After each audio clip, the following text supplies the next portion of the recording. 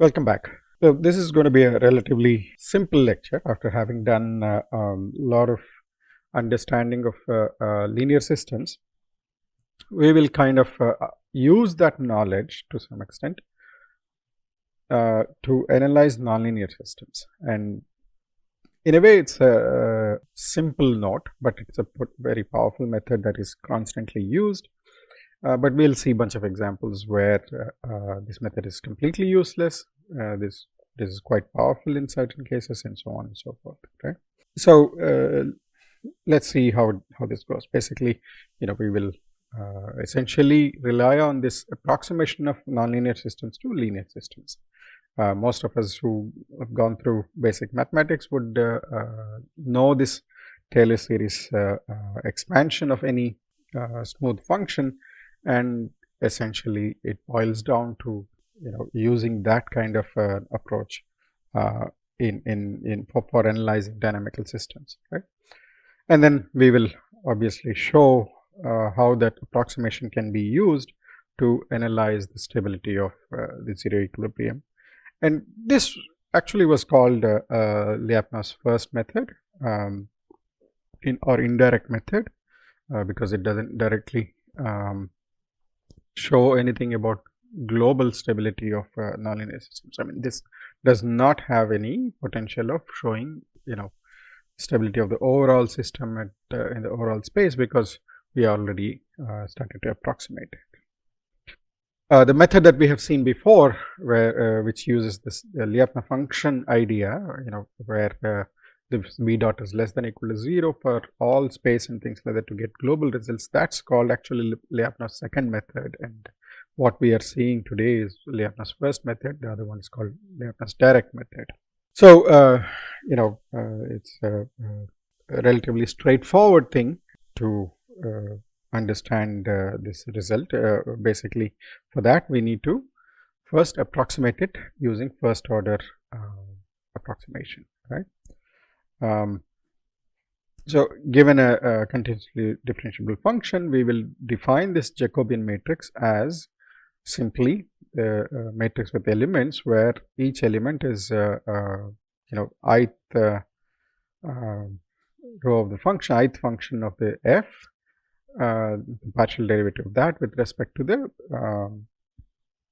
x j of the vector x, right? So if there is a typo there, I meant xj there, right? And evaluated at x0. Okay. So then we can see that basically f of x can be written as ax plus g of x, where g of x is of course f of x minus a of x, a times x. But something nice is true about g of x. That basically this as x goes to 0, this norm of g of x divided by x is going to be 0 because of the nature of this particular Jacobian matrix, and then that comes straight from the extension of Taylor series to this particular case, where we have generalization primarily in terms of multiple variables, and then of course the function itself is multiple variables, right? So in epsilon delta formalism, basically what we are saying is, for every epsilon positive, then we have a delta which can depend on epsilon, such that the norm of g of x is going to be bounded by epsilon times x, norm of x, for all values of x whose norm is less than delta, right? And this is just translating the limit going to 0 into epsilon deltas, and it's quite useful to realize this particular connection. Just as a couple of examples, if you have f of x equals x cube or f of x equals minus x cube, then by taking the in this case there is no partial derivative, just derivative of this is either of this is plus or minus 3x square. When we substitute x equals 0, we'll get a equals 0, and that straight away tells you the problem. Basically, in some cases you cannot distinguish between minus or plus and things like that, and is there a problem and things like that.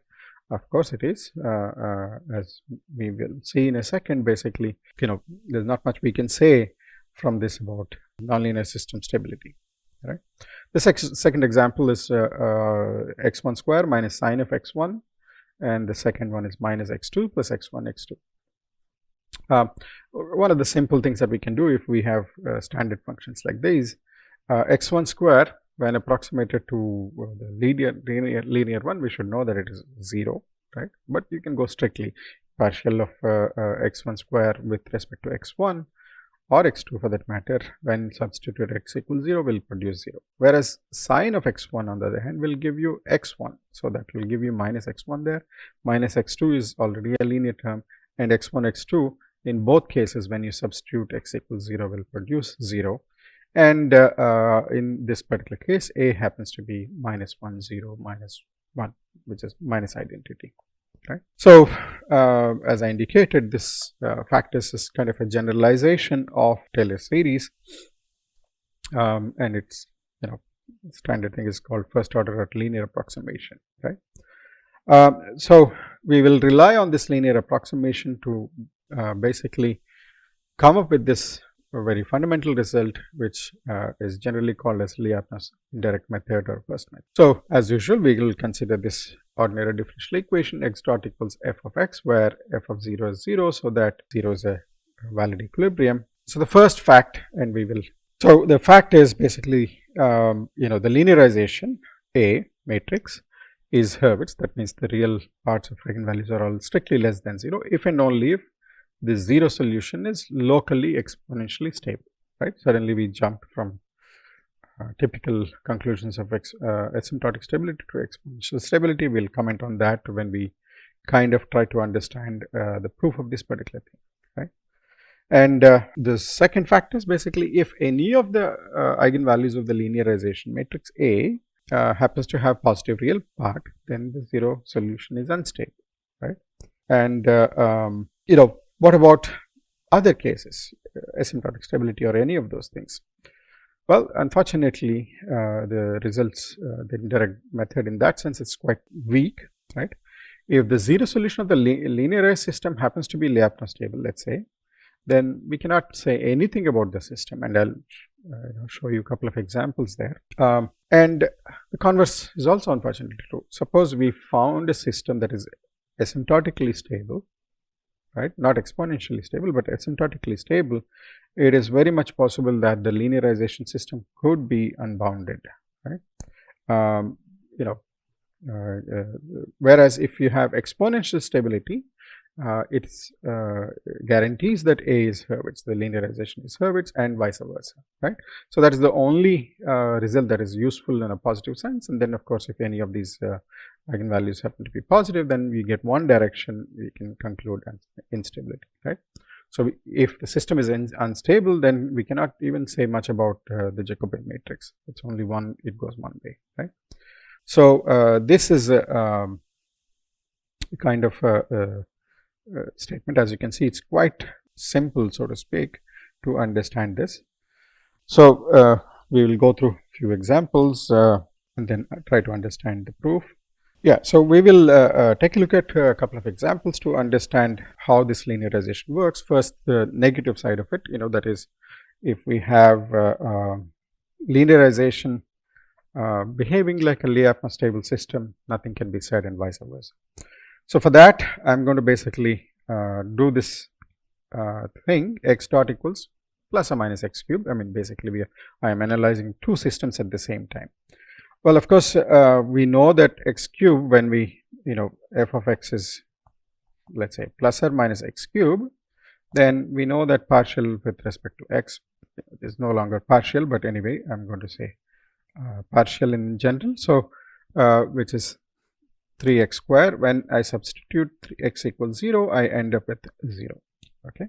So basically, x dot therefore is equal to 0 times x is the linearization. Okay. Now the nice thing about this example is basically x dot equals, if we have x cube, then we can convince ourselves it is unstable. Okay, and I'll leave that as a homework. Whereas if it is minus x cube, it is stable, and then it's globally asymptotically stable, and you can prove it through a Lyapunov function. We have x is equal to x square, for example. and whatnot, right? But not exponentially stable. Okay, so we have this system where the nonlinear system could be unstable or stable, but the linearization ends up being Lyapunov stable. X dot equals 0 times x as a linear system is indeed a Lyapunov stable. And of course, this example also shows that if you have a stable system, does not guarantee that the linearization is stable. It goes both ways. The linearization being Lyapunov stable does not guarantee any stability about the nonlinear system, and vice versa. And there are more interesting examples to show that even if the nonlinear system is asymptotically stable, the linearization is not guaranteed to be even Lyapunov stable. Right? What is guaranteed is only one thing. The linearization being Hurwitz if and only if I'm going to write this, f of x is exponentially stable, right? I mean, we should technically say that the zero solution is exponentially stable, but we understand. Okay, so how do I convince myself that this is true? Well, we know that f of x is a of x plus g of x, where g of x is basically something like this, and we have this epsilon equivalent, epsilon delta equivalent of that, right?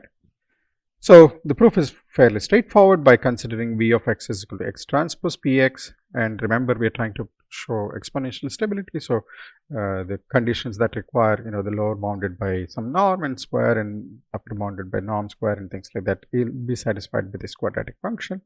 Now all I have to do is v dot, right, is something like this: x transpose a transpose p plus pa times x plus 2 times x transpose g of x with a p in the middle, right?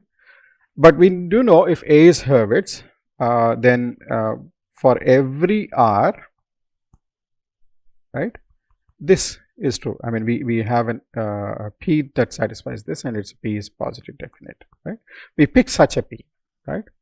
And therefore, this can be equated as minus x transpose rx plus 2x transpose p g of x. But the g of x is quite small compared to x in a region. So basically, we get something like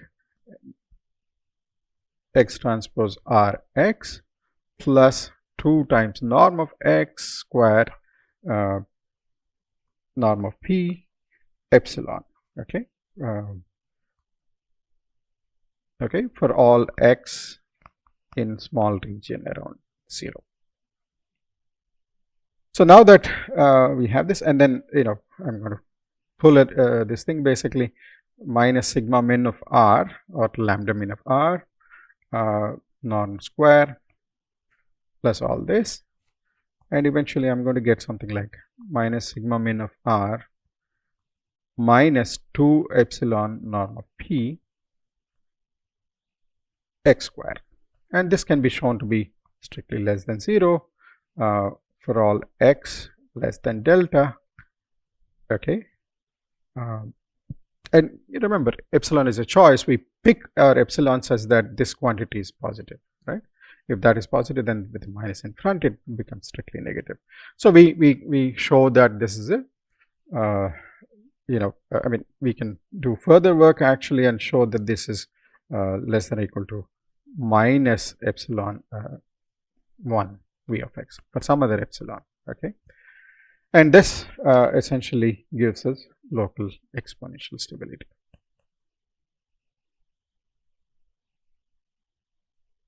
Right.